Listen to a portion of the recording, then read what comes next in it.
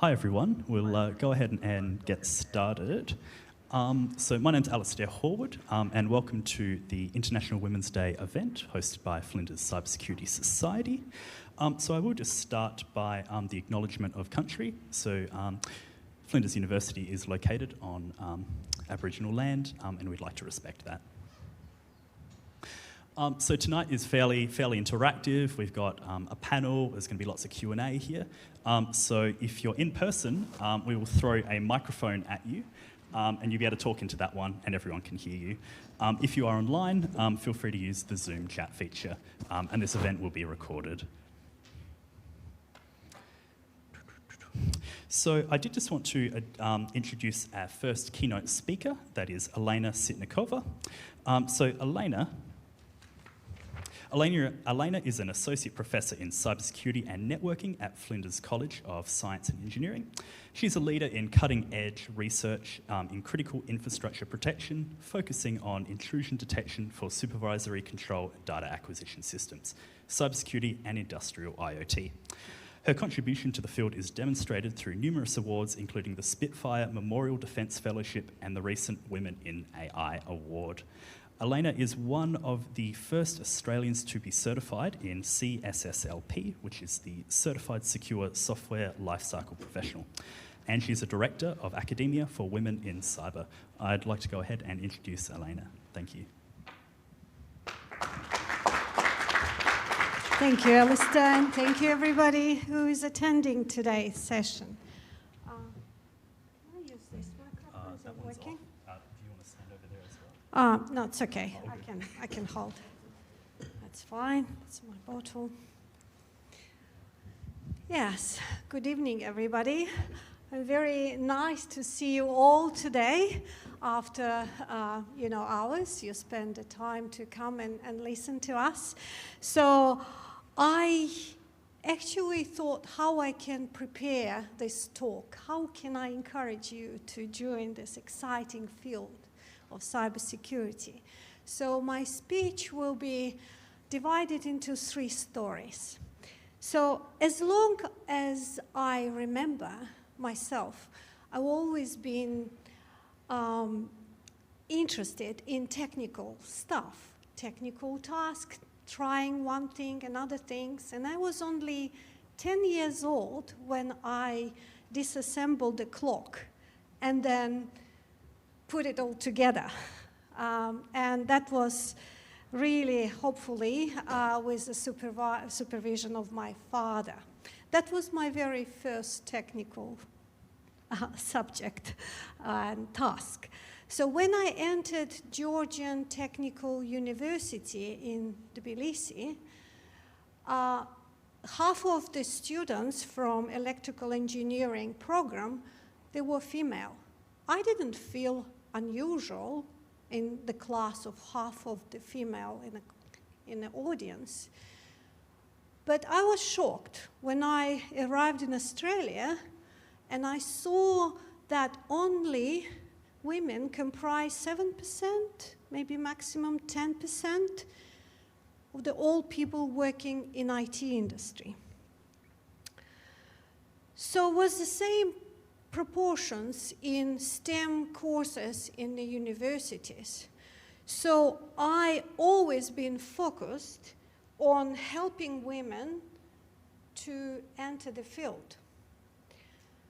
Today, I will share only 3 stories and I capture the takeaways from each of my story that will inspire you, I hope it will, and encourage you to be professional in that field and the professional in a very specific technical fields, which are computer science, IT, software engineering, and cybersecurity. So let's start. My first story. My research and educational activities, they are very exciting because they're in the area of cybersecurity that focuses on protection, the critical infrastructure. Because if those infrastructure organizations are compromised, it will have huge impact on our well-being, on our health, and our economy and the whole society. But I came to this point not straight away. My career was not linear. It was like a zigzag through the opportunities and achievements. As an electrical engineer, I was working with PLCs, RTUs, other technical hardware and software which are comprising those SCADA systems working in industrial world. But these systems are now more complex. They're more interconnected. We have small and smart devices connected into the field, and they're all high, performing. They have the memory storage. They're all connected through the IP addresses to the internet. So I had to learn how to deal with that complexity. And another example, when I was employed by one of the leading companies in software, Motorola Global Center, I dealt with the development of software, but to safeguard those software systems, I have to learn how to defend those systems. So what I did, I learned through the certification. I was one of the very small group, 11 people in entire Australia, to be certified in a software security lifecycle professional certification through IC². A lot of people know about the information system professionals through that association, but I was among this small group. Today, we're dealing with heterogeneous data, which data collected through those little devices and legacy system devices, and signature-based intrusion, which I was using a decade, like a little bit long ago, now no longer is valid. We need to use another approaches. We need to use machine learning. We need to intelligence, the smart intelligence. We need to use artificial intelligence. And today I work with the colleagues who come with different backgrounds. They're not engineers, maybe not, but they have analytical skills. They have the skills to deal with the data and so on. So the first takeaway from my first story would be, in a modern, interconnected world, we need multidisciplinary approaches to defend such systems which work in a society. And my favorite phrase is, cybersecurity is everybody's business. Okay? So this interdisciplinary perspective creates more opportunities for female. You never stop learning, look for opportunities, and expect to have different paths in your career in the future. My story number 2. My father was the first person who influenced me to choose engineering. And I chose it as a career. I went to university and he guided me through my study. I remember him saying, every year, thousands of graduates enter the workforce. Thousands. But to achieve success, you need to be the best in your class. And I did. I was on the top of 2% of the class in my year, and that allowed me to do my PhD research straight after bachelor. I didn't do any masters. And that's what I did. And it was an exciting research because I research in a space complex system. So I was working in a special program, and if you Google, you will know there was that time first unmanned space shuttle, Buran, which I worked on that program as a part of my PhD. But this was not only one motivation for me to enter PhD. My father knew that I didn't like morning lectures. I hated to wake up and be in a class at 9 o'clock in the morning.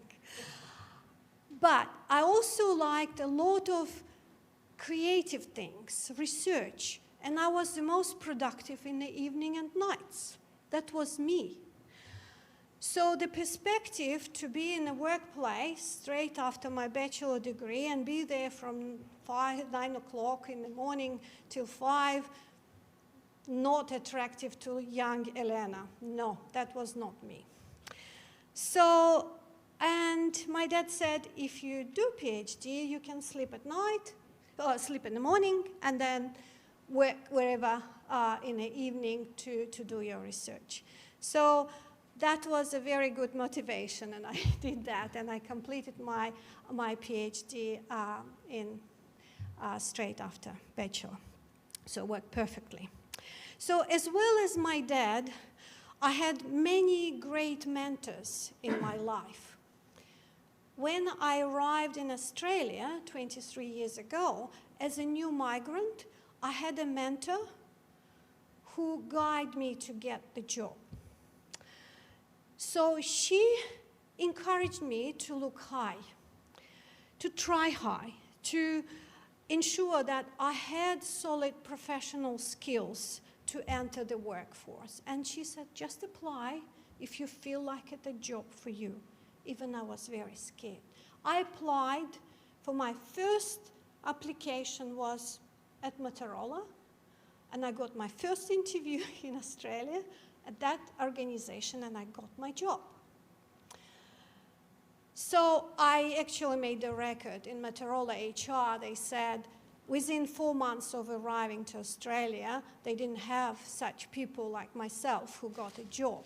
So it was opportunity, it was also luck, and also the mentorship that's what provided to me, encouraged me, because I was new in the country. My past and current academic mentors, they were academic mentors, that's what I'm saying, because I moved from Motorola, from industry to academia. Then they mentored me how to be a leader and how to be proud of my achievements. Without them, I would not be and would not won the Teaching and Learning Award with the Best National Award, or my recent award, Women in Artificial Intelligence, which I have. Now, I am a director of Women in Cybersecurity. You can see the banner.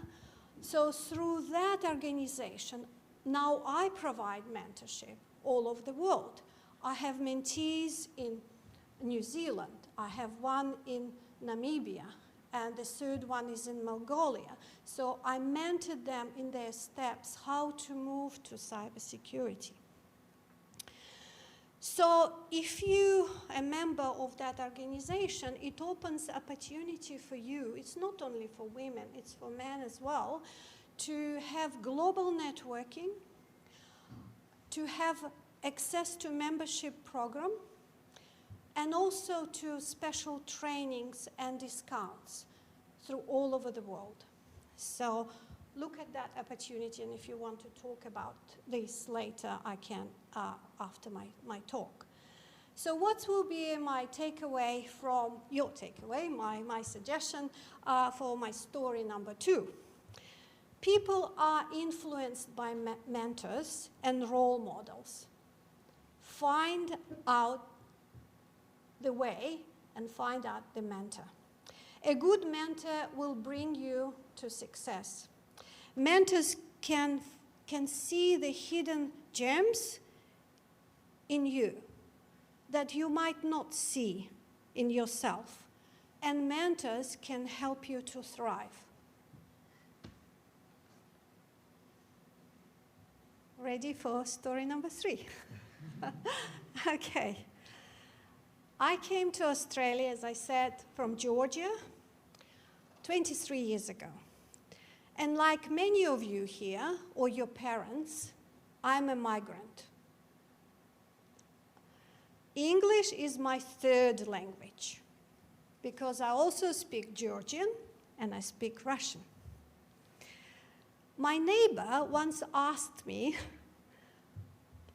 about my job. And I said I was a software engineer. You should see his face. He was very surprised that this kind of jobs are open to women. Because majority of his, the circle, his family members or friends, they're teachers or nurses, women. Later, when I moved to academia, and I became a lecturer and professor, I said to him, I'm a lecturer. And he said, oh, you're a teacher. And since then, now things were way they should be. So he understood that. Of course, my mom was a teacher, and my father was an engineer. So I had these both genes in my head for all along of my career. And I kept it. So take away from this story, embrace your individuality. Be authentic. Keep your stories real. Be proud to be a woman, whatever that means to you. And don't be afraid to talk with an accent, because everybody has an accent. And there is no gender secret. Just being you. And this is the way you can achieve aspirational goals. So in a conclusion, the International Women's Day is the day when we celebrate and recognize women's contribution to the society. We celebrate of those female role models who are among us. The women you can see in everyday lives. You see women in your families, you see women in your workplace or universities, and throughout all our community. Look for women whose contribution is so impactful in STEM and cybersecurity. You can find them. And remember, we always say about role models, you have to see it to be it. So your achievements here as a student in STEM at Flinders University mean that you are already one of those role models. And why? Because you show how girls and young women can do exciting and creative things in this field. You are the ones inspiring more women to study STEM, and that's what we will have to safeguard our society. Thank you for your...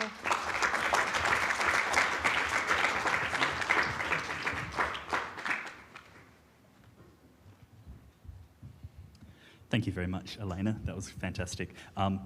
We'll open up questions when we do the Q&A for yourself as later. Is that all right? Fantastic, thank you.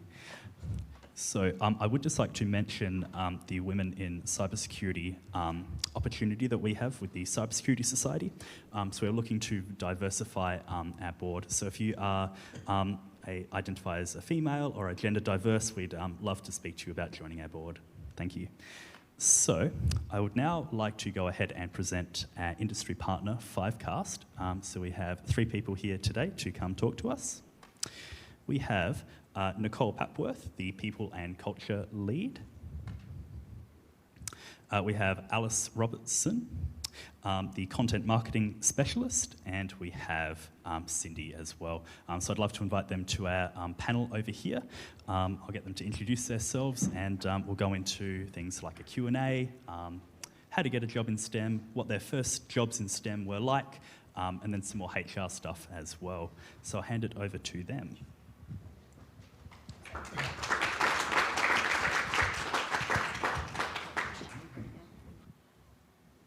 Sorry, just trying to get set up. Okay, so we'll probably give them a chance to introduce themselves, starting with Nicole. Thank you. Hi, guys. Actually, thinking of that, that's probably not a very good gender term, saying hi, guys. Hi, everyone. My name is Nicole. I run our people and culture at Fivecast. I might give a quick Fivecast overview, and then you guys can also add more. If anyone hasn't heard of Fivecast, that's completely fair. We're actually very secretive about what we do. So even if you try to Google us, you might still be a little confused as to what we do. Essentially, we are a company that we started as part of a data center with the University of Adelaide, trying to solve the problem of using big data in government and defence.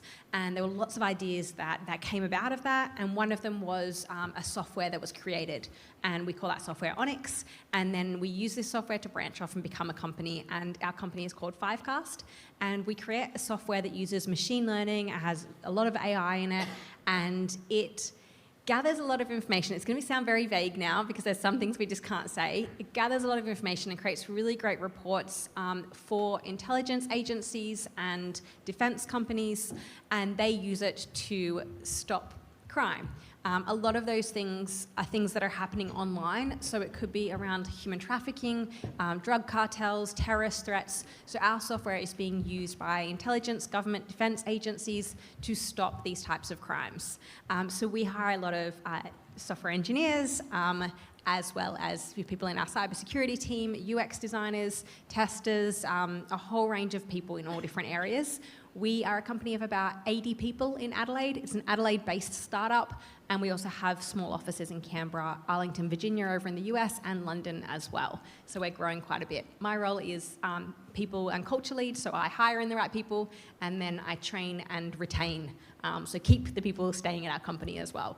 And that's me. I can give a little bit more about what I've done previously, but I'll pass. Okay.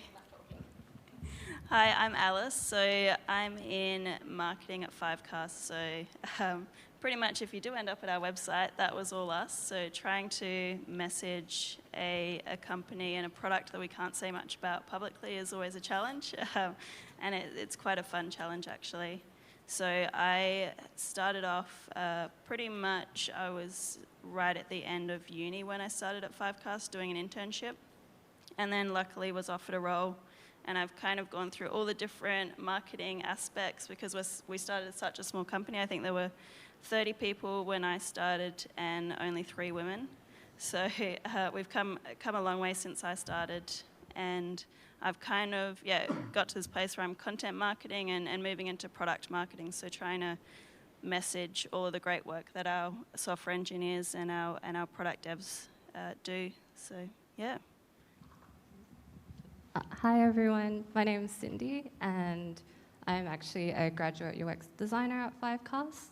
So I actually joined the company middle of last year after my internship at my previous company, and I'm actually still currently studying in my final year in my comm science degree at University of South Australia.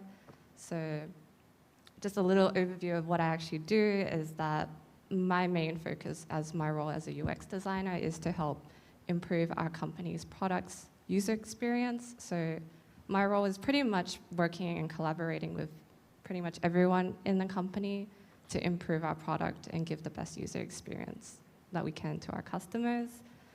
And yeah, so my aim for now is just to finally graduate and then finally work full time. So. Cool. So, in full disclosure, maybe I should say, I also work in Fivecast. I work with these amazing people, okay?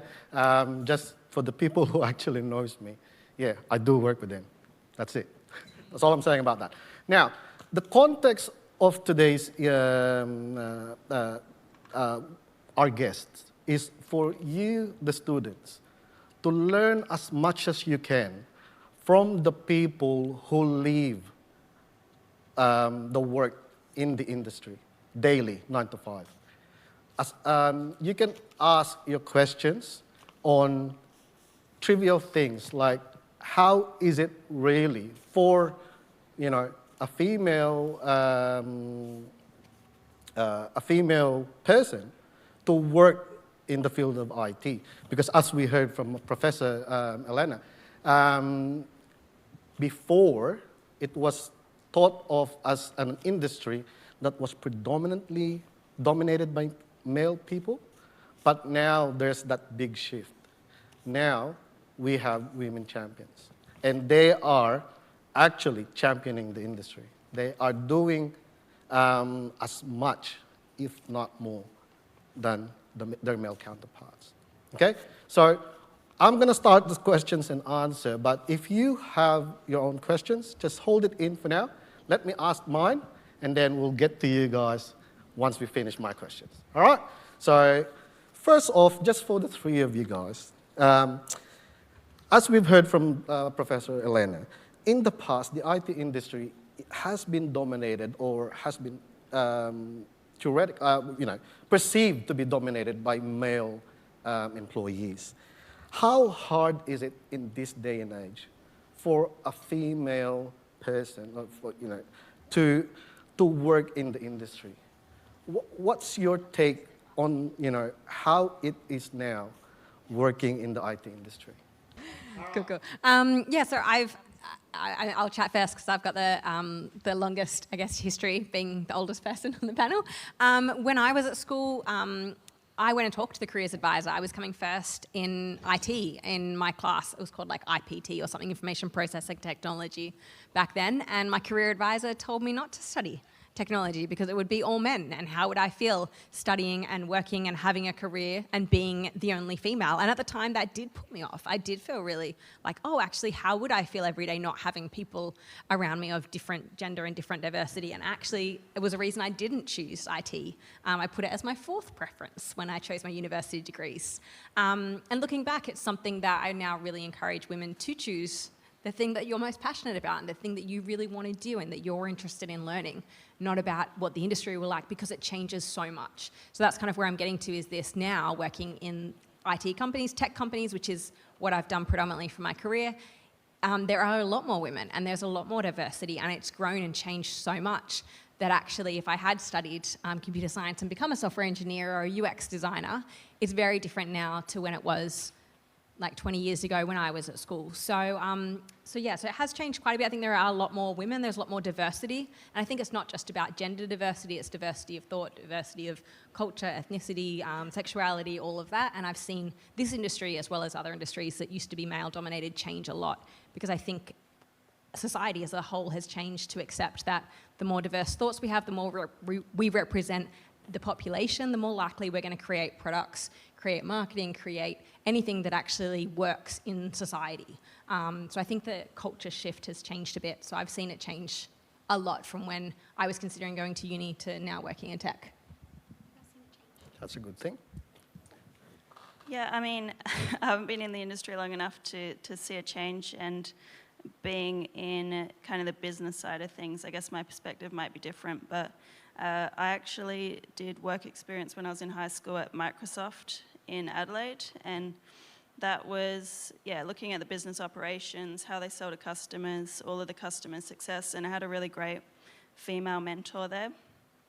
And after that, I kind of forgot how much I enjoyed that experience and being able to understand how software is sold and all of those stories and how you're able to impact people through messaging. And I ended up going into international studies at uni first, and I was not a fan of politics, so luckily I ended up back in a commerce degree, ended up doing marketing, and then finally at Fivecast, where I've ended up with another great female mentor. So my boss has lots of global experience in working for heaps of software companies. She worked for Microsoft as well, I think in Denmark. So she's been a really great mentor and advisor, and really helped me grow and find my passion again.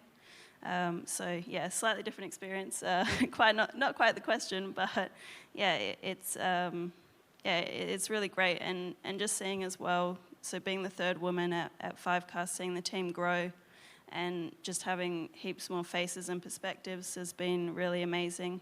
luckily, like I said, I had a boss who was a woman, so I wasn't kind of, you know, on my own in a software team or anything. But it has been really nice seeing that growth. I probably have the least experience, considering I'm still a student. But going into ComSci wasn't actually my first preference after graduating out of high school. So I actually had a history. I did nursing, and then I went into design, and then eventually ComSci.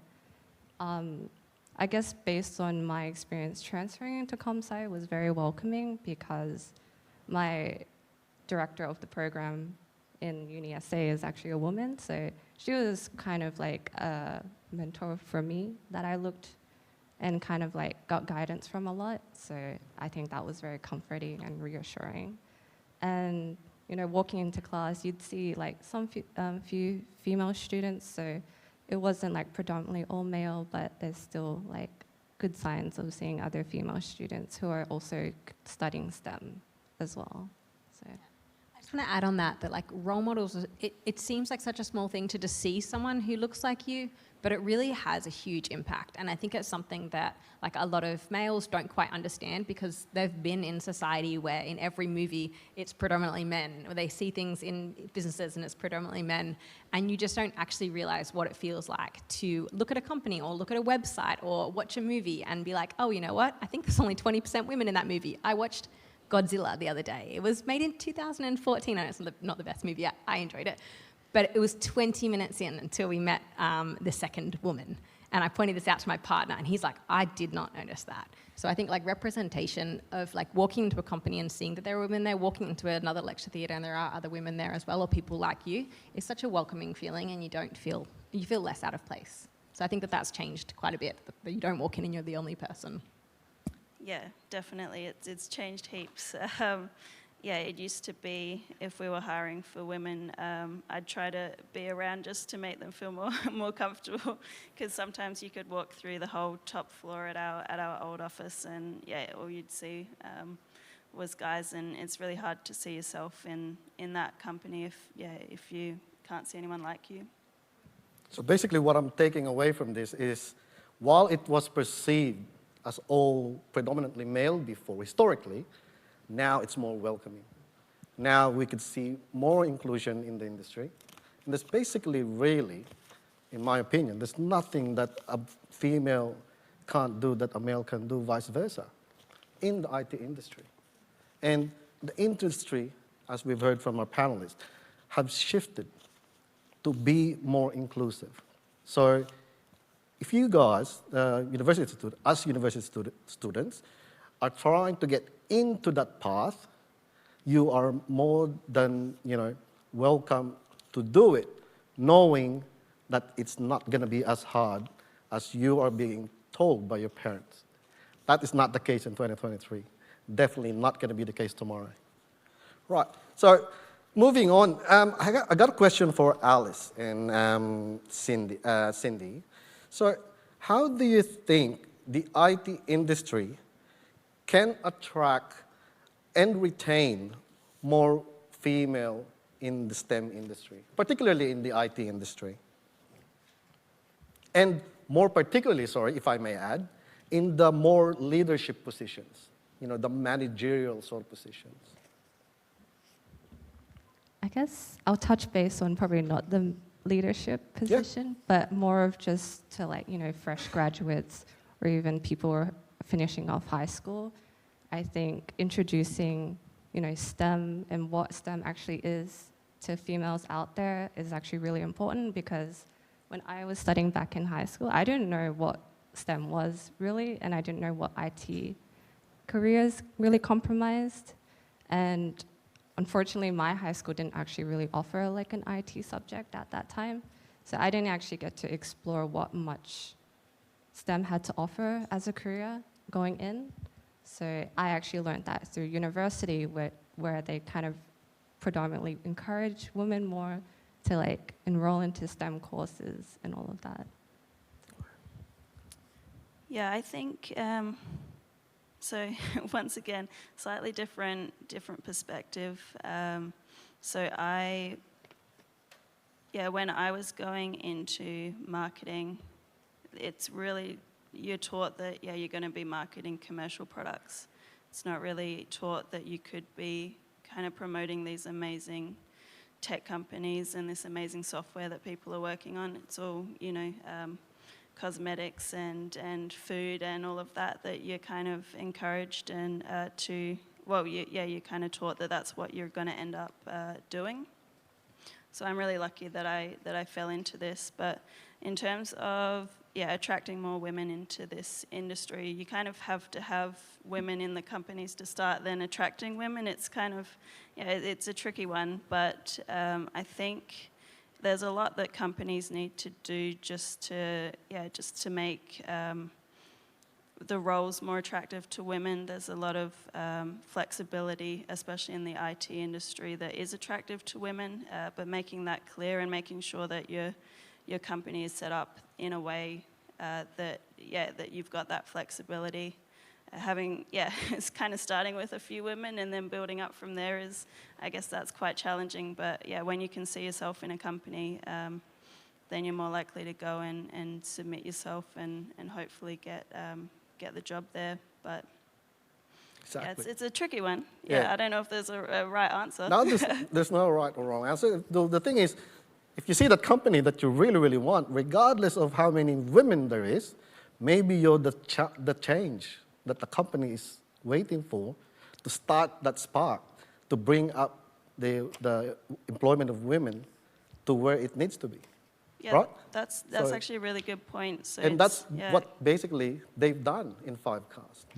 Yeah, so companies have to do their part, but also, if you're confident enough to just go for what you're after, chances are pretty likely that you're going to be successful. It's just having that confidence to make that first meeting and go from there. And that's why, going to these events, making connections, talking to people, it's the best way to get where you want to be. Like for me, my Microsoft work experience came out of a Women's Day event when I was in high school. So I met, I think the head of Microsoft in Australia was talking at that one. We met the people, took their business cards, and I kept in contact, and that's how I got there. So it's really just, you've got to do your part as much as companies have to do theirs. Cool. This question is for Nicole and Cindy.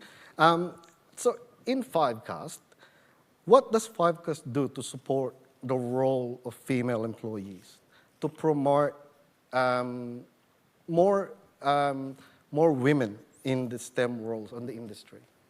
What does, in particular, Fivecast do? This is kind of my role, my job. Exactly. So there's lots of different things we do to encourage diversity as a whole, and a lot of that is focused on women because in the tech space, it is one of the first areas that we can increase diversity to start with. So we've done a few things. So I started 6 months ago. We've rewritten our job advertisements. I know to apply, whereas men only need to be able to do 10% of those things. And they're like, I'll give it a go. Throw a resume in. That confidence in themselves, there's so much research around that of, people walking out of exams and they ask the women, how did you go? And they're like, I don't know, I think I did this and I don't know how I did here. And the man's like, I did great. And it turns out, she ended up getting 20% higher than him. But that belief in self isn't fostered and isn't nurtured in women in society where we do criticize ourselves more. So writing job adverts that are shorter, that have less requirements, and then underneath we'll say extra things that could make you great. Or so if you read into our job adverts, they used to have 20 lists of requirements. They were not requirements. When I talked to the team, I said, if someone didn't have this, would you hire them? If they didn't have this, would you hire them? Yeah, was the answer. So I was like, okay, great. These are the 5 things you would not, these are the 5 things we have to have, the must-haves. Everything else are nice to haves. So doing that to start with was really important to get more applications, because the only way you're going to hire more women is to get more applications from women. And then it was like Alice was saying, we had to make sure that we had pictures of women who worked at Fivecast on our website, on our LinkedIn, to show that we are an inclusive workplace. Women come here and they enjoy working here. So whether you have to create an inclusive workplace first, or whether you've got to hire women first is kind of like you've got to have both. got to be able to hire women, and then you've got to have an inclusive workplace. And that could be things from, as you mentioned, like flexibility. So, offering work from home days, we offer school hours for women if they want to work school hours, so they could work, do the kid drop off before or after school. Hopefully their partner's doing one of them and they're doing the other one.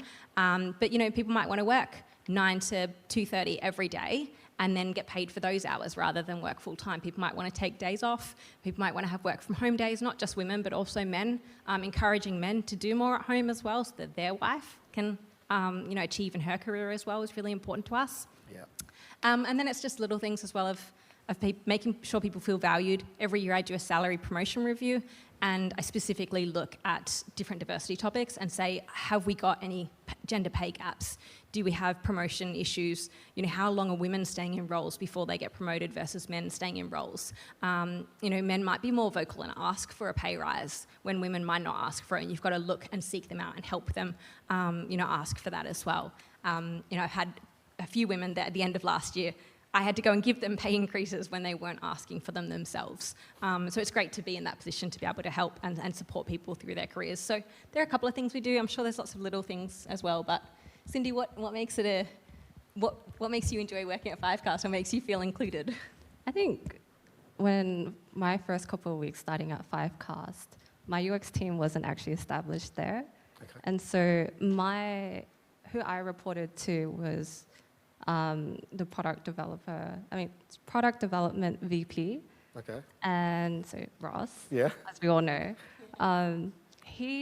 even though he was so busy, he made sure to check on me like pretty much every day. Wow. And take care of me. And not only him, but even the software engineers around me, because I sat in my little corner. It was just me. The whole floor was just pretty much all the male devs. But because they were so inclusive, they were so kind enough to give out a hand and help me, kind of settle into the company. I think that felt very reassuring. Even though I wasn't really surrounded by females, I think just the work environment and culture that we have at Fivecast is so well established, and I think not only we work well with each other as colleagues, but we kind of form a more closer bond as potentially nice and close friends.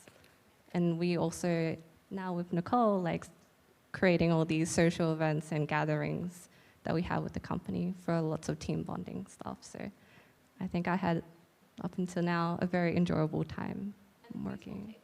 Yeah, and we have a pool table and a foosball table, a little arcade room. So if you guys picture this, I know you've heard about the Facebook or Google offices. They have bean bags, gym, all that stuff. They have the same in Fivecast. No bean bags, no gym, but they have arcade machines, foosball table, pool table, free coffee barista machine that everyone can abuse. So it's a pretty good culture. And it's all about the culture, isn't it? If the culture is really toxic, whether you're a female or a male, you're not gonna last. So don't always go for the highest paid job. Sometimes it's the culture that matters. It's the 9 to 5. It's not what you take in every fortnight. Yeah? Now, I want to ask this question. So before you work into an IT industry, you have to start somewhere. So this one's for Cindy. For Cindy. How did it all start? Because you are now working as an IT person. You're doing UX designer. How did it all start for you? What inspired you to pursue the degree that you did, computer science, and actually work in IT? So, as I've mentioned before, I didn't start off in comsci. So what made the change? That's a big thing, because you're already enrolled in a different degree, but then you moved. Why IT? Why computer science? I think it's all about finding what you want to do as a career and finding your passions. I think a lot of people struggle to kind of know what to do as soon as they graduate out of high school, and it's a very common thing. And I think I was in that situation where I didn't know what to do, so I would just enroll into a degree I thought I had an interest in. Definitely do your little research, and as long as you're interested in that degree, it will be worth it. Even though maybe a year in and you kind of find out you don't enjoy it, it's not the end of the world. There's so many different opportunities and career pathways that may be a better path for you. And I learned that through 2 transfers. So I did pretty much a whole year of nursing, and I thought that wasn't really suitable for me. And then my biggest passion was actually art and design. But I couldn't differentiate whether I wanted to keep it as a hobby or pursue it as a career pathway. And so I think I did design for about half a year, and then one of my friends actually told me, they're like, you know, you can do like digital design kind of stuff. And then they kind of introduced to me about front-end development, which is more of you're utilizing the graphics, user interface. And so they're like, oh, do you want to see if you're interested in going into a comm sci degree? Because at the time I was in design, I was quite stressed. It wasn't like my top peak period in my learning career. So that kind of pushed me towards in pursuing and transferring into comm science. Yeah. That's amazing. So on the flip side of that coin, this is for Alice. Cindy's actually studied an IT degree and is working in an IT industry. How about for you, someone who studied something completely not IT related, not STEM related, maybe a little bit, but now working in the industry? What does that feel like? What can you sort of, we have students here that is actually not in CSE, especially some people online. What would you tell them? Like, should they pursue a career in IT? Why IT? Well, I think I might have touched on this a little bit earlier, but I mean, I kind of love the work that, you know, majority of you will go on to do, but I know that I can't do it, and that I'd be terrible at it, but communication is kind of where I fit into that, and how do I make something that is quite difficult and complicated to explain, easy to understand, and making that connection and understanding what all of my colleagues, who majority of them are software engineers, what they're working on and what they're doing, and then being able to have those conversations to learn more, and then, yeah, hopefully help us sell our product and communicate to to prospects or customers all of the new advancements that we're making.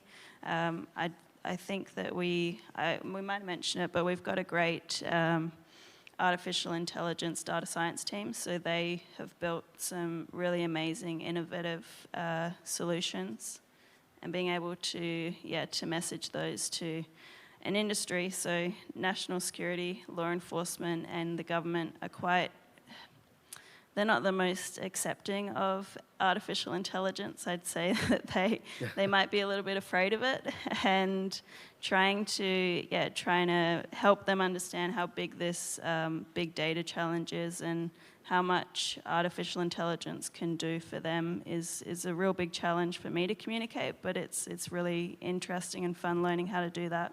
So I guess what I'm saying is, if you're not as technically minded as some people, you can still go in to these types of businesses, even if you start in that area, and you can grow into a different role. Ultimately, I think our executive team, we've got our CEO, he has a doctorate in something to do with data science. I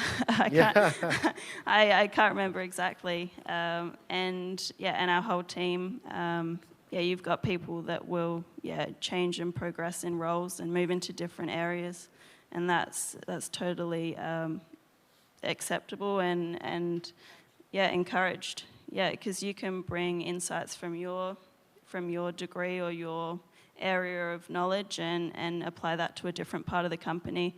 That's one of the benefits of working at Fivecast, which is a startup. well, a little bit more than a startup now, but you Yeah. get to experience so many different parts of the organization. You know, you can be having a cup of coffee and talking to the CEO very casually, and to all the executive team, or talking to the software engineers, talking to any of the managers, and just learning more about what they do. And you're also involved in different projects. So it's, yeah, I mean, I knew what I wanted to do, so I went directly there. But if you do start in this industry and you like the industry, but you're not as keen on the role that you're in, you can, yeah, make that change as long as you take the time to learn all these different roles and how you might fit into them. Yeah. That's amazing. Yeah, definitely. I always want to talk. So a little bit of advice that I always give students when they're figuring out what they want to study or where they want to work is write a list of the moments in your life you felt really proud, like your pride moments. So when I did this, all of my moments I realized when I wrote them down, left them, came back to them the next day, they were all linked in that they were helping people. It was when I had gotten my badge for donating blood 10 times. It was when I was leading like a scout group.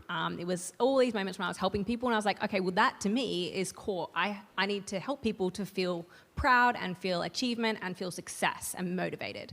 And then I was like, okay, now I know what the goal is, but what do I do every day? What am I actually good at? And then I wrote down, what I'm good at and what I'm not good at. And then based on that, it's like, this is what I can do, and this is what I want to do with that. So for me, I like to inspire people. I think I'm good at inspiring people, hopefully, in recruitment. I'm convincing them to come join a company. I'm good at looking out for people and figuring out how I can help people. So I've gone into HR and recruitment that match my skill set of what I actually do every day, but overarching, this company does good in the world, and I wanted to find a company that did the most good. I've worked as a teacher, I've worked in banking, I've worked in finance, I've worked for tech, I've worked for trading companies, I've worked at a lot of different companies for a lot of different reasons. But if every day I didn't feel like what I did mattered and helped the community and the world, then I lose motivation within about a year. So if you look at my LinkedIn, it looks like I jump around a lot. It's just I kept losing that motivation because that core of what matters to me wasn't there in those companies. I didn't believe in a big global bank. I didn't think it mattered so much. When I worked at a crypto trading company, in the end, yes, there's good money there, but I don't know, it didn't connect with what matters to me. So I just always recommend writing down your pride moments, figuring out what actually motivates you each day and keeps you inspired, and then what are your skills? What are the things you can do? Can you be a developer? Can you be a UX designer? Would you be a marketer? And then what type of company do you want to do that in? Is really interesting. And I love tech companies. And tech companies that make a difference, it's like ticking all the boxes for me. So that's why I love working in tech. That's amazing. Keep it real. Just dig inside of you and find out your passion. Pursue that passion, and you won't feel like you're working, basically. Now, I got a last question, and then I'm going to call Professor Elena as well to the panel, just so I can open up the questions for you guys. And this last question of mine is for Nicole. And a lot of the students will actually be able to relate to this question. So, in the context of university students, trying to get in, for example, to Fivecast or to another IT company, what's the best way? Actually, that's a different question. I don't know what I wrote, but I'll ask it anyway. What's the best way for a student to write an appealing resume, CV, right? Because more than half of you guys are going to placement, and you're going to have to submit one to pass the topic. So this is a resource. So that someone like yourself will not ignore it.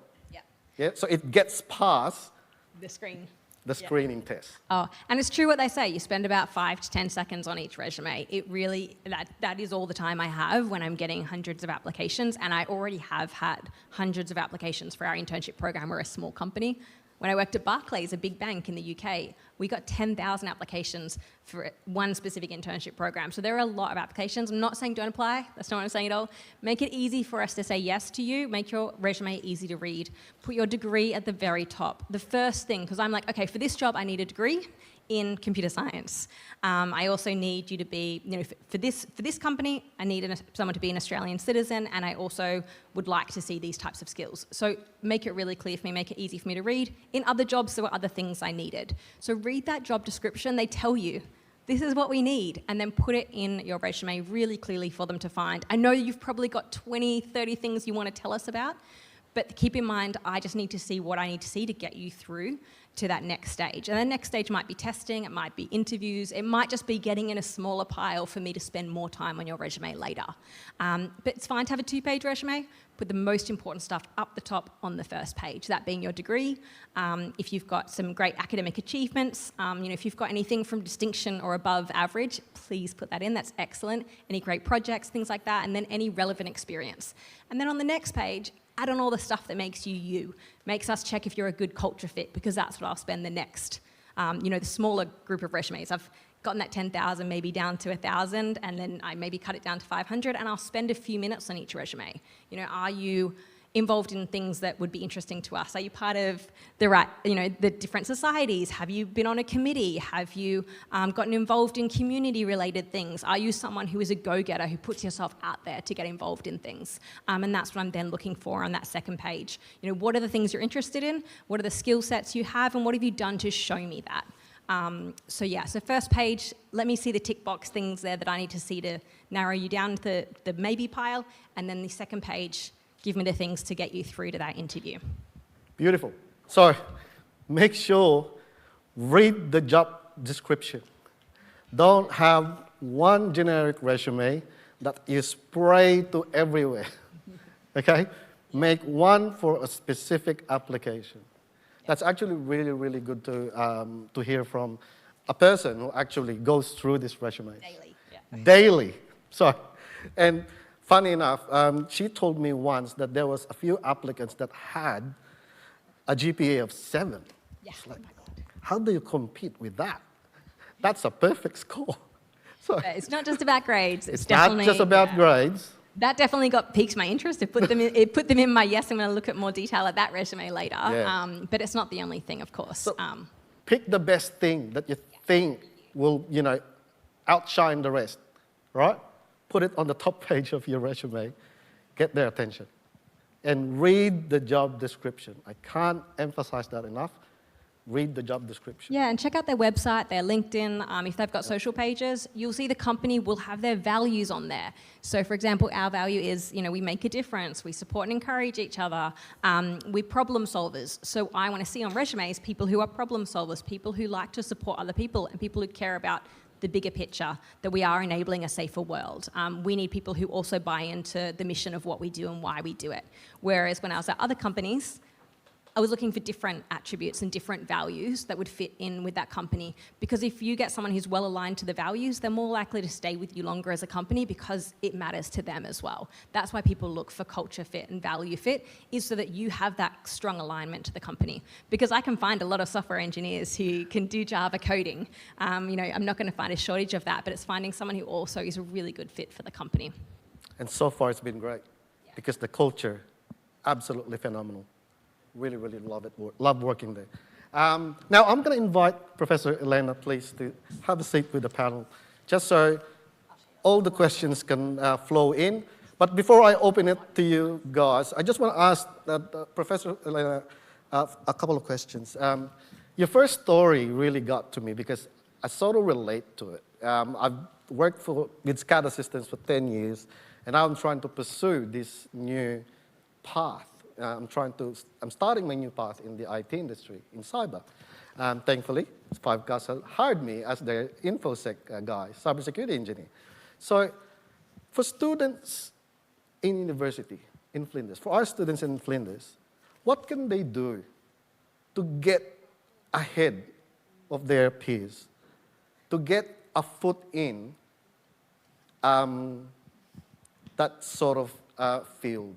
Maybe in particular, the OT side of cyber. Oh, that's a good question, and I do not have probably answers straight away, because there's always been a problem between OT and IT side, because the different people working in different sides. So the people who are from IT, they're computer scientists, and people who are on OT, they're engineers, the control engineers. So to have the connected skills, that's the best way to go forward. So that's why I encourage, if you're interested in that field of research or industry where there's a high demand for such specialists who know both sides, operational and IT. So put yourself in a position, if you're passionate, we talked about this, you need to be passionate about those systems which you want to safeguard. You want to be in that area. And then you try to find out the way how you can do it through university. Like one of the students from engineering found that I have those skills. Normally I have computer scientists who come to my office saying, I want to do some projects with you, but because I'm in a computer science part of the college. But that was an engineering student who came. So that's what I suggest. That will be a good outcome. Okay. Hopefully that's helpful to some, because it's a very interesting niche in cybersecurity. OT pays really well as well if you're really good at those systems. Professor, another question that I've got. We've advertised WISES before to anyone, any female students that wants to join the society. One of the perks for you is to be a member of WISES. Can you please elaborate on the WISES group? So this is a global organization. So I represent the Australian affiliate. So the students have, the membership is $20 only. So you can enter through our network. And it gives you opportunity, as I said in my speech, to be among the people who are working in cybersecurity. You can share your views or concerns. There are special mentorship program. You can be a mentee there, and they assign to you the mentor, and your mentor may be in US or maybe in Japan or other places, and you can do a lot of things online. Mentorship is very powerful in your career path, because mentors share with you stories that help you to avoid the situations you might experience, or like Alice said, that one of the mentors influenced your career path and you choose that. So that's one thing. And also sometimes you don't know what training to do, and they always advertise some Microsoft, IBM, there's the IC Squared introduced now, very first certificate, which they give sometimes free vouchers. So people who are members, they can do it for free because those certifications quite costly. And once a year, they have a conference, and you can win the entry to that conference, which is also very good, and talk to them. And that's kind of opportunity for you not to look into locally, which is Women in National Australia is another organization which we work very closely, but this is the global one, which helps you to understand what's going on in other countries as well. And just for the people who are considering joining that group, these are the things that, as Nicole said before, joining this type of groups, having that network behind you to help you get a foot in the industry, those little things is what's going to help you to get your foot in the door of the industry that you are basically studying for. Yeah. So at this stage, I'll open up to the crowd, to you guys. So Alistair is monitoring the online questions. Does anyone have a question for our panel? Yeah? Go. My question is to Elena. Would men or people who identify as men be able to join women in cybersecurity, or is that like an overstep in the boundary, if so? It's fine, know how to say things. I'm terrible at that kind. Just so if I, but yeah.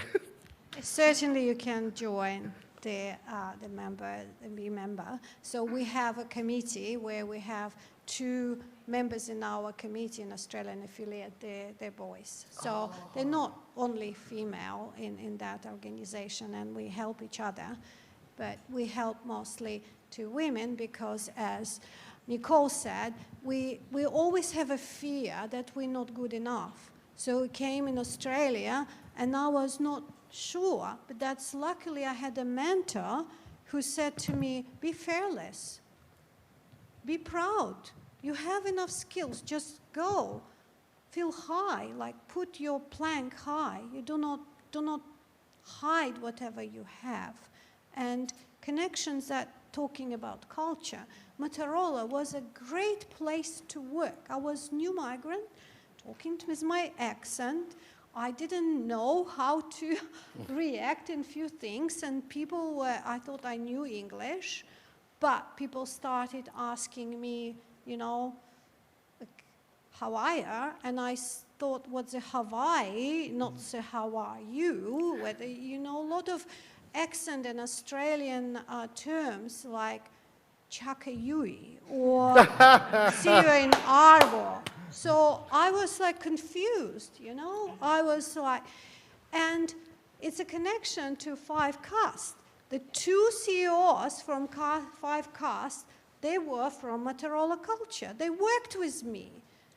Brandon Cooper and Ross Bugluck, they were my colleagues from Motorola. They know me, I know them. We changed our careers because Motorola was a good start. We had 150 nationalities inside the organization, and we all embraced our personality, authenticity. We showed that we can change something for the company, and that was a great thing. So I'm not excluding the man. We want to be with men, but this is the way, you know, we try to bring more women into that world of STEM. What a small world. So Brenton and Ross are executives in Fivecast, and Professor Elena has been working with them previously. That's a testament of how important your network is here in little old Adelaide, you know? So if you get a chance to network, you get a chance to join something like this, I definitely think that you should jump on the opportunity. Yeah, and also just want to add that for any like women in cybersecurity, women in engineering, any of those, please don't not join if you're a man. Actually, what women need is more male allies in the industries. Yeah. So please come along. Please have a female mentor. See and you know, start to experience for yourself that women are just as strong and just as technically smart and can do things that sometimes you don't realize that you've got certain biases or preconceived notions that this is how men do things and how women do things. It's mainly from the media and how we're raised in society, but actually coming along to women-focused events or having a female mentor or being part of societies, it helps you understand a female's perspective, hear some of our lived experiences, and go out into the world being allies and being supportive of growing diversity in those companies. So please don't shy away as someone who identifies as a man or not as a woman from female-focused events. We really do encourage everyone to, you know, learn and grow together. So, next question, please. Thank you. This is just for the benefit of the people online, so they can hear it, okay? First of all, I'd like to thank Nicole and everybody here for their sensational talk. And one thing I agree with that about the CV, that whenever we see the vacancy and I see that, oh, I don't know so much of things, I'm not able to, I'm not the eligible one to apply for this job, and I kind of ignore those kind of jobs. So this was like kind of a boost for me to look forward to the jobs and vacancy to apply them. And it was like an indirect mentoring today. And my question, I literally have like 2 questions. The first question is that most of the time we see that people get like, in the vacancy, they seek for like full-time jobs here in Australia. And I was very amazed to see her as a part-timer in an IT, and so that I want to know like how can I find those kind of things? Is it really only in Fivecast, or we can see in other companies as well those kind of culture where they hire like students for the part-timers? Yeah, it's actually surprising that there are a few companies that do actually advertise them, whereas most companies that I've worked for have been open to people being part-time, but they haven't advertised that or haven't talked about it. I was literally interviewing a senior female systems engineer about a month ago, and we were chatting as we were going through the final interview. She'd met the CEO, she'd met the people in the team. Technically, she's amazing. The team wanted to hire her. In the final interview, I just mentioned to her, I don't know if you know, but we offer this role as full-time and part-time. And I just saw her eyes light up, and she's like, I want a 4-day-a-week role, and I had no idea that this role was offered as 4 days. We hadn't put it on our website. We hadn't put it on Seek or anywhere. We just had them listed as full-time. So just because a company doesn't advertise part-time roles, they very likely could be open to them as well. So I know they're really hard to find. Networking is the best way. I would like, Alice, how did you find your first role at Fivecast? Oh yeah, I was playing tennis with my now boss. You didn't know her though? No, we didn't know each other. I was going to do an internship for my tennis coach, which was going to be free, and of course it was not going to be the most beneficial for me, but I was going to do it. And then luckily my boss was listening in. She knew what I was doing at uni, and she said, "We've got an opportunity. Do you want to put your resume in, or do you want to, do you know anyone else that might be interested?" And I was kind of trying to be loyal to my tennis coach and be like, I could put someone else up. And then luckily he was like, no, don't miss this opportunity. So yeah, I'm really glad that I took it and ran with it. Yeah. Yeah, so the more people that you talk to and tell them, I'm looking for a work, this is what I study. Tell your friend's parents, tell your friend's brother, tell your person who's playing tennis next to you on the tennis court. It will come more naturally the more you share. So work on your pitch of, hi, I'm Nicole and I'm studying computer science and I'm looking for an internship. And they're like, oh, are you? Oh, my brother's friend works here. Be like, oh, do they? Can you connect me on Facebook? Could you maybe organise for us to meet up and have a coffee? It's going to feel awkward the first few times, but they are the things that will lead you to finding work. We've often hired people at Fivecast when we haven't had a role up, like Jim. We didn't have a role advertised, but we met with Jim. We're working with him through the different societies, so he already knew quite a few people in the team. As soon as he mentioned, I don't know how you got the role. Do you want to tell the story of how you found out about it, or how how your resume reached my desk? I spoke to Dave, one of the vice presidents of the company, and I was reaching out through a society in the Flinders University Cybersecurity Society so they could sponsor one of our workshops. So that's how I knew one of the founders, and it grew, the relationship grew from there, and somebody from inside told me, maybe they were hiring, maybe not, but just try. So I tried, and they said, come in for an interview. That's it. And from the back end, Cody, I think Cody was one of our cybersecurity analysts. He knows Jim from uni, and he was like, yeah, you should put your application in.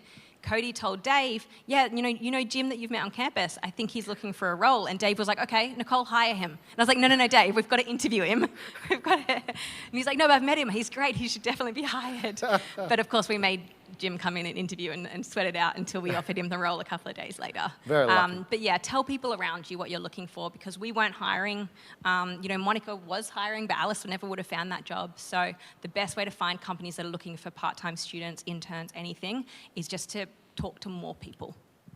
So the fact that you are here now doing this event, you're already networking. You're already trying to expand the people that you know. So tap into those people that are here, the familiar faces, and get to know them. Because you'll never know, you might be working with them at some point in your career path. Next question. Yes? I do have a second question. Oh, sorry, second question. Yeah. My second question is that most of the vacancy here highlights being an Australian citizen, and we, most of us are like international students here. Yep. So how can we find our place in the IT industry being an international student in Australia? Firstly, I want to say that I worked at lots of companies when we have hired international students, and I'm really sorry we don't at Fivecast. We have to have like DISP certification, so defense industry, security, and things like that. We have to have security clearance for the work that we do. So because of that, everyone in our company has to be not only an Australian citizen, but have a 10-year checkable history that they haven't lived and worked in a lot of different companies. It's very challenging for us to hire. I've worked in IT companies when we have hired international students. So the thing I was going to get at there is, firstly, start on like, what are they called? It's Career Hub, of course, for your university Career Hub. You should be able to narrow it down, hopefully. Also looking on Grad Australia and Grad Connect, and you should be able to narrow it down to people who are open to international students. Yep. You might find that some companies can't hire interns, but they can hire graduates. It's a lot easier to hire a graduate with their student visa, I used to find, than it was to get an intern. And I know you might be able to work on your visa, but as a company, we can only have so many interns, and you aren't guaranteed that they're going to get the student visa at the end or finish their degrees and things like that. So we would only hire domestic students for interns, but we would hire international students for graduates. So it does make it challenging getting into companies. Again, networking becomes the most important thing. It is, having an internship with your tennis coach is actually great to have on your resume. It would have kickstarted Alice's career anyway. So don't turn down any opportunity at all. My first internship was with my dad's friend's company that wanted me to drive around the country talking to campsites about septic systems. It was not my dream first internship, and it was unpaid as well, but that got me my next internship, which my third internship was paid, and that got me my first job. So it's build your network, talk to people, and take an experience. You don't know where that's going to lead to. Do you have any advice on that too? What they can do? Actually, I was in the same boat at one stage. So I was at Motorola for 5 years, and when they were shutting down the business and I started looking for a job, then still a lot of defense companies were close to me. Even I was a Australian citizen, but I haven't had a traceable history within Australia for 10 years. Yeah. So I was highly qualified. I had all this background, doing a lot of technical stuff, but I couldn't find a job in those. They said, do not even apply. So if it happens that to you, you have to find out the other way. So the obstacles will come into your career. You have to overcome. Do not keep yourself depressed because of that. You start thinking, what is the way? How can I work? And as Nicole suggested, and we talked about this, through networks. You might find interesting. Cybersecurity is everywhere now. Yes. Maybe you can find the job in a small company which, gives you a job to give the basic security measures and, assessments or some other things. They don't need that clearance. So I choose the academic career after Motorola, but then, I started working on research when required the clearance. But it was already 10 years since I have been in Australia, so I obtained my baseline, and I'm eligible for even further, the higher defense clearance. But that's what I'm saying. Don't be shy. And don't be, hiding yourself. You can find a way. Yeah, and one more small thing on that too is if you are applying for small companies, they might not even have a HR person and they don't know how visas work. So know your visa as an international student really well, what you can do, how many hours you can work, and tell them. Put it on your cover letter, maybe put it at the top of your resume as well, being like, I have a student visa, which entitles me to 3 years of work, not being sponsored.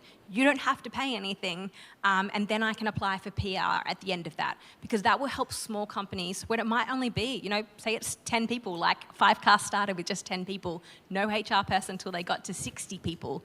They're looking through resumes and they don't know how visas work. And there are so many visas out there, even as a HR professional, I don't know how they all work. I know in my current company, unfortunately, we have to have Australian clearance. Previous companies, though, I loved it when students put on there an overview of what visa they had, what that meant, even a link so I could read more about it. Really, really helpful. So make it easy for them to say yes. Give them all the information that they need. Also, I just wanted to add that I know we're the defense state, so you've got a lot of those big defense companies here, but having started in a startup, it's actually really valuable to start in those smaller companies like you mentioned, because you do get access to all these different parts of the business. You get to work on more projects that you might find more fulfilling, because you get more ownership of something. You also get to work on more projects, I've found at Fivecast. So don't underestimate or kind of push aside smaller companies or younger companies just because you don't recognize their name or something. They could, I think there's quite a few, finance startups as well that are in the tech space that are really cool in South Australia that wouldn't require that traceable history, which is very challenging. That's amazing. So don't always aim for Google. Maybe sometimes start with Googly, Start with a small one, then get your experience up from there, then you can go for Google right after. Okay, next question. Testing. Yes? Cool. You said with resumes, probably a bit of a general question, you said the first page should be like important things like your degree, if you've got a high GPA, maybe involvement and stuff as well. And then you said on the second page, if you have a second or near the end, it's about the culture. And I've heard a lot of things about culture being a really, really important part of employment, but I don't know if I necessarily understand that completely, like what kind of things to include, and then, yeah. Yeah. Firstly, make a list of just everything you've ever done. And this can be your working document, and then obviously you tailor it for each application, or tailor it a little bit. You don't have to do a heap of tailoring, but do a little. You've got your degree, you've got maybe any academic achievements, maybe any scholarships or any awards and things like that you've had, and then any relevant experience. So if you have done that marketing internship with a tennis coach, sorry, I need to keep referring to that, it's a great example. Put that on there if you're applying for a marketing job, because that's relevant experience. And then on page 2, it's, okay, I'm looking at this company. Fivecast is all about making a difference in the world. It's all about supporting and encouraging other people, is how they work in their company. What have I done that could be anything related to that? Okay, I was part of a soccer club and I played on that club for a while. That shows teamwork, so it shows I support other people. Actually, I volunteered. Oh my gosh, I remember. And I did the MS Readathon, and I'm caring about, volunteering and helping other people and doing those types of things. So putting those things on my resume, and what that's showing is that I've got some of the same values that you've got as an organization. If they're talking about communication skills, maybe you presented, maybe you did an online communication skills course or something, so add those things on. And this is why you've got your one working document that might be 3 pages long, and each one you're okay, I'm gonna grab those 4 things and put them on my second page to show that I fit with this company, and then I'll change it for another page. If you can't find anything that you've done that aligns to that company, probably a red flag. It's not a good culture fit company for you. You should be in your free time doing things that you love and that you enjoy and that you lose track of time in. And those are indications that those are things that could match you well with companies. So, if you've got nothing on your resume that aligns with their values, it's very likely not a good value fit. You probably won't get the job there, and you probably wouldn't enjoy it if you did. That's kind of how I would say. But it doesn't have to be big things. It can be you attended an event. It can be that, you did the MS Readathon. It could be that you did the door knock appeal for the surf life saving, whatever it is. You were on a committee at a certain high school event. Go back and keep all those things on a Word doc and then pick and choose what matches for that job application. Does that help? Yeah, cool. Next question. Yep. Thank you. Thank you for sharing your stories and your expertise, firstly. I've got a question for Elena and maybe also for Nicole as well. For people who want to get into cybersecurity but not necessarily have a background in tech, what would you recommend in terms of the steps to take to make that switch?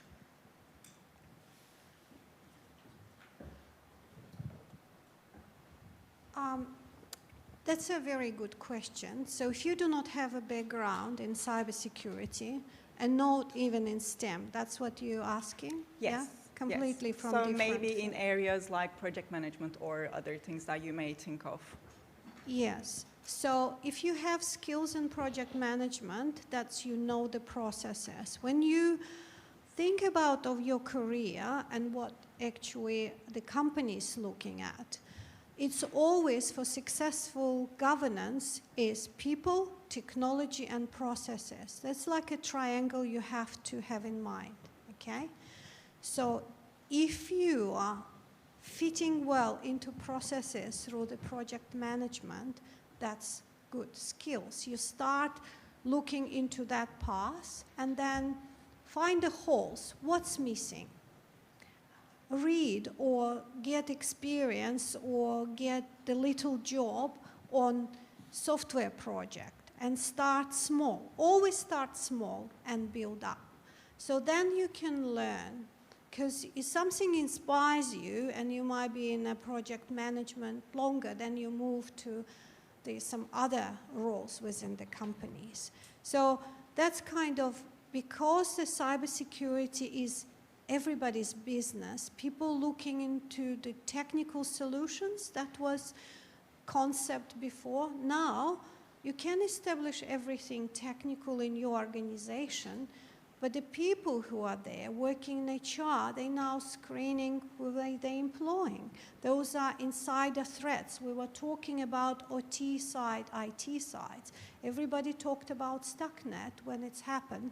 But these kind of sophisticated systems, they have the majority of incidents because of intruders there already. They're insiders because they know their system and they know how to compromise those. That's kind of thing, you can be a psychologist to work in cybersecurity. You can be the person who is looking into the processes in an organization or accreditations. A lot of standards are existing for ITs, and cyber is coming on the top of IT. On like the same when you talk about developing application, you know the basic IT skills, but if you study a little bit more about cybersecurity, you will understand why the security should be a requirement, not just penetration test at the end. When it's too late, maybe your application will fail, and to redesign, we have a designer here. Designer knows. The first thing is, requirements, voice of the person or stakeholders, what the system needs to do, and then you design preliminary, then detailed design, then you develop, install, and sort of testing. And if you leave all this at the very end, but these huge projects, they require not only technical person, they require a lot of people and especially what I teach here, and I require you to put yourself in a position of a hacker. That's how we develop the systems which are robust and resilient. So if you only think about good things, the good functionalities of your systems, you will never succeed. So that skills all needed. Okay, and never late to move to cyber because a lot of works now. Yeah, I've got probably two things to add. One is Jim's story of getting into cyber, so you can always tell that going back and doing a master's later in your career as well.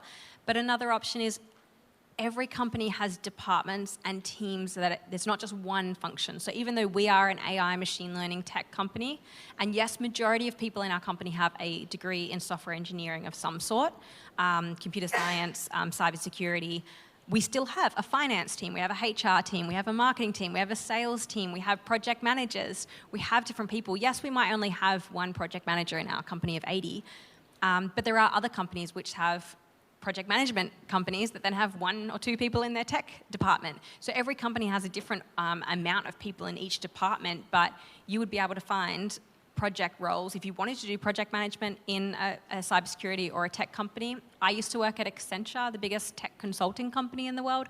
So I actually created their cybersecurity and data analytics graduate programs for Europe.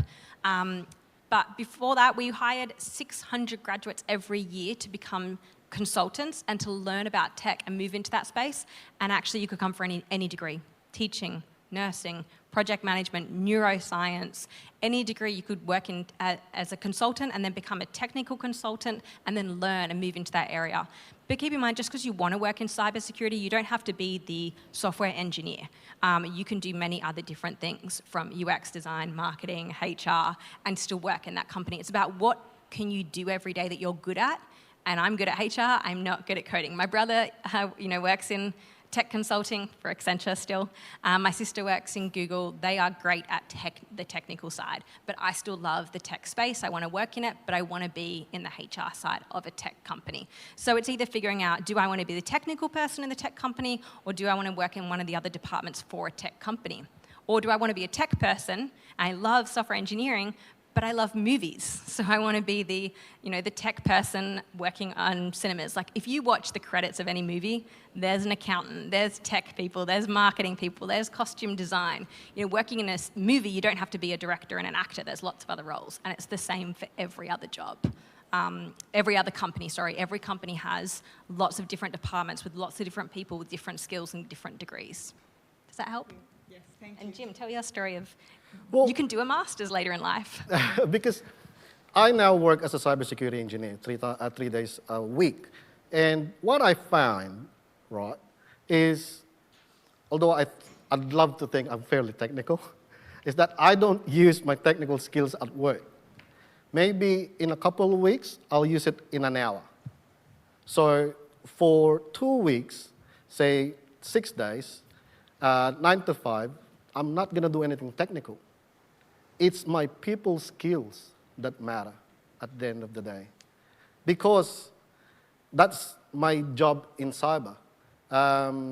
Maybe Cindy will be a lot technical than me. If anything, she's a lot more technical than me. So, but in the cyber, there's a lot of facets of cyber. Only 5% of the total industry is actually the one that you picture that is wearing a black hood on the corner of a black dark room, hacking people. That's only 5% of the industry. A lot of it is GRC. So it's not actually technical. It's all about reading a lot of things. So don't shy away from those kind of job applications. I would actually advocate to go for it, because it really, really is a great industry. Does that help your question? Yes, thank you. Amazing. We're almost on the tail end of our time today, but we wanted to, do we want to do the interviews still? Okay, Alistair's not happy, but we'll probably cap it up with 2 more questions from the audience, and then we're going to thank our panelists, fantastic panelists, for their time today, and obviously for you guys for coming as well. Is there a couple more questions from the people? Yes? Alex, yep. Hello. So I've got a question that might be 2 tied into one. How important is teamwork, and does the learning ever stop after you get your degree at uni? That's an open question for all panelists, by the way. Oh, yeah, sure, I can kick off. Teamworking is probably one of the most valuable things, because especially... I think in uni they hate it. Yeah. The group work. Not that kind of teamwork, not when you break it up and... Teamwork is not when you go, here's a project, you have that quarter, you have that quarter, you quarter, I'll see you in 2 weeks, and then we'll hand it in an hour later. That is not teamwork. That's breaking up responsibilities. What is teamwork, Cindy, and what part of it? Teamwork, well, I'm a part of the UX team, and we're a group of 3. So we, on a daily basis, work very closely with each other on a day-to-day 9-to-5 job. And so we usually have our stand-up meetings. We kind of recollect what we did previously in the day, what are we going to focus on today's task, and then how we're going to go on about to achieving those tasks we set out to do. And I feel like you find a lot that even though I have my own personal UX team, you actually collaborate a lot with different other teams in the company. So maybe in the morning, I might be with my UX team. In the afternoon, I might have a meeting with pretty much the engineers, because we need to discuss on how to like approach all of the requirements, how to set out all these tasks for our devs to implement for our new features of our product. It's a lot of collaboration. I think every day is very different. So you experience very different things on a day-to-day basis. And I think to have that connection, to have teamwork, to be able to collaborate, communicate with all your peers and colleagues is really important to really make and achieve the same goal we all aim for our company. So yeah. Yeah, it's all about collaboration and helping each other. But yeah, the learning aspect, I think that I've learnt more than I ever did in my degree. And I think even just in my internship, I learnt so much, and that was only a few months. So I don't think learning ever stops, and it shouldn't. You need to keep on growing and developing your skills. It's the only way that you're going to grow at a company as well. Yeah. I might add on with learning. You might find that a lot of companies actually encourage you to do like self-learning, and like they might encourage you to do external courses that you can do in your own time. So I find that I talk to my team lead, and we kind of want to enroll in an external UX design course. And my team lead told me that, hey, the company is able to, finance you through that, so you don't have to pay it yourself. And they're happy for us to enroll in that and take on more learning. Yeah, it's big for us at Fivecast and lots of companies I've worked for to not just learn from your immediate team, but learn from wider teams. So we do what we call lunch and learns, where like someone from the data team might come and explain how something in the data team works, which I had no idea, and I thought it was way too complicated for it to, for me to understand. Or it might be someone from the cybersecurity team. They come in and they teach us defense against the dark arts, which Cody did a few months. It was excellent. So different teams come together and we teach each other what we do so that we can learn and help each other. In a job, in a company, we're not trying to get a mark for me.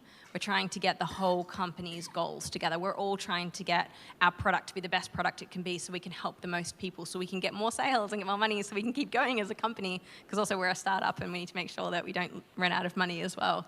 So we're all working towards the same goal. It's not about me sitting there being the best I can be. I know that the person next to me can be better if I help them, and I'll be better if they help me as well. So the biggest part of collaboration is giving time to help others with your skills or your knowledge and things like that as well.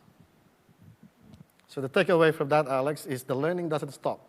Right? Your assignments doesn't stop after you graduate. The only difference is you get paid for your assignments. And for our last question, we'll give it to Paula. Here we go.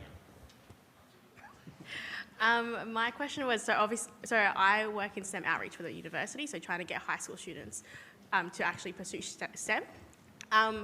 Getting them into like a STEM degree is the first step, but what do you guys envision on retaining the STEM students to actually finish the degree, graduate, and get into those roles?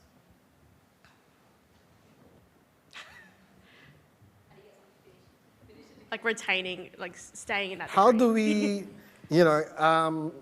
support the retention so that people who are thinking otherwise might be, oh, this year's just been really hard, I want to move into different. How do we retain them in STEM? I think it's important to, obviously you're trying to finish your degree, but the importance of networking, not with even your mentors, but with your classmates, and establishing maybe that connection with each other, that you're all going through it together, and that being able to find someone, being able to relate that, maybe this course for this semester was so hard, but you're just one step closer towards finishing it. I think I felt many times that I was like, so close, but like it's so hard. And then I ended up actually transferring. But then I was like, I can't keep on transferring forever. So I thought, hey, for ComSci, I'm just going to stick to it. And eventually, I'm finally in my final year. So I think, it's really about trying to also self-care, like take care of yourself. Don't burn yourself out with a lot of studying. Remember to take breaks. Enjoy yourself outside of you're studying as well. So I think that's really important to remind yourself. Life-study balance. Yeah. Yeah, from perspective of a lecturer and mentorship in academia, I would say we're here to support students. So we've seen diversity in our classes. We've seen people who are coming already with pre-knowledge in a subject or very limited. We have mature age students, we have school leavers, we have big classes, we have small classes, we have undergraduates, we have postgraduates, and we have to accommodate. And the best rewarding thing for me as an academic to see how people start very small and grow to professional, and we're helping them to keep up. And this is very, very important. We don't want them to leave and don't want to be disappointed. So we're helping them. And I have many examples of my students, even now, they find me in LinkedIn and saying, oh, Elena, when I do this and this, I still remember how you told me what to do and how. So that is the best prize for me as an educator. So if you struggle or something really stops you to progress, like, you know, you feel like you want to give up, do not do this. Take a break, do something pleasant for yourself, go for a walk, and then find out. We come again to team and mentorship. So maybe that was not working in that environment. Maybe you look from a different perspective because life gives you opportunity and there will be the solution. It just, mentors and team members might suggest you, but this is you who makes a decision. So follow your instinct and listen to what others are saying and help you. So is that helping? Yeah. I also, two things I'd say for like keeping going with your degree is make connection, whether it's the person next to you, whether it's someone in a society. If you don't have a friend at uni, someone you can talk to who's going through the same thing, it can be really, really challenging. And it's really scary to talk to that person next to you in a lecture and to make a friend, but actually creating situations for those students to connect with each other is going to be the best thing to keep them through their degrees. And then also showing them what the end goal is. So if you meet someone from an industry, like someone who runs people and culture at Fivecast, and you want to bring some high school students in or some first year students in to come and see our business and come for a tour of the office and meet a couple of people and hear what they do, remind them of what the end goal is, you know, it is, and hear from people who've gotten through it and gotten the jobs at the end. You know, visit companies, come to events, find mentors and things. But so one part is finding connection, finding friends at uni will keep you going, but also reminding you of what the end goal is, and being connected to that will help you get through those years as well that are really challenging.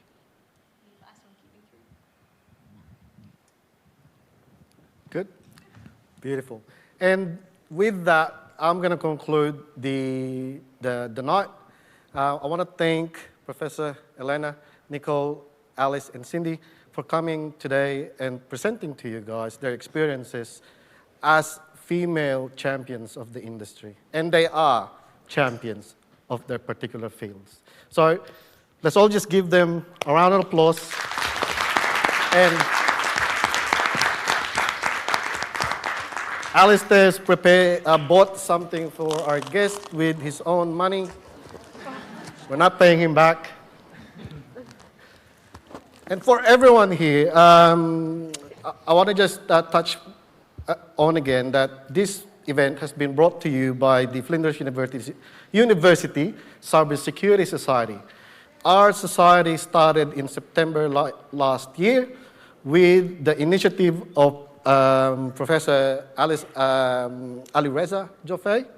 And our mission is to provide university students and members more things in cyber than what you can get from uni.